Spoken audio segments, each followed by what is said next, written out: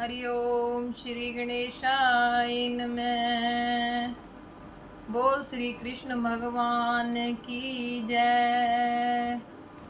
बोल श्री सुखदेव जी महाराज की जय। श्रीमद् भागवत महापुराण छठा स्कंद 9वां और 10वां अध्याय। इंद्रराज ने जब किया विश्वरूप संहार, वृत्रासुर उत्पन्न हो आया भुजा पसार। कंपित होकर देवगण हरि को कह रहे पुकार।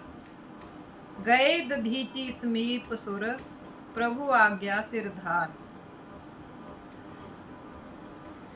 श्री सुखदेव जी बोले, विश्वरूप के सोमपीठ, सुरापीठ और अन्न आदि इस तरह 3 शिव थे। वह एक दिन यज्ञ में देवताओं के लिए प्रत्यक्ष में हवि का भाग देते देते माता के स्नेह से गुप्त रीति से दैत्यों के लिए भी देने लगे। इंद्रदेव ने इस कपट भरे कर्म को ताड़ लिया और तत्काल ही खंग से उनके तीनों सिर काट डाले।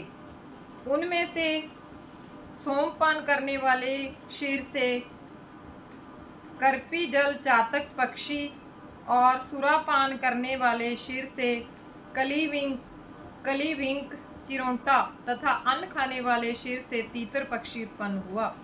इंद्रदेव को उस ब्राह्मण के मारने से ब्रह्म हत्या लग गई।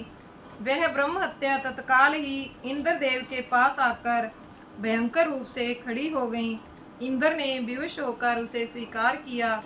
ब्रह्म हत्या को लगे 1 वर्ष व्यतीत हो गया। तब इंद्र ने वर्ष के अनंतर अपनी शुद्धि के लिए ब्रह्म हत्या को 4 भागों में बांट दिया। एक भाग भूमि के लिए और दूसरा हिस्सा जल के लिए, तीसरा पेड़ को और चौथा भाग स्त्रियों को दे दिया। हिस्सा बांटने के साथ साथ ही इंद्र ने इन सब को वरदान भी दिए। खोदे हुए गड्ढे स्वयं भर जाया करेंगे।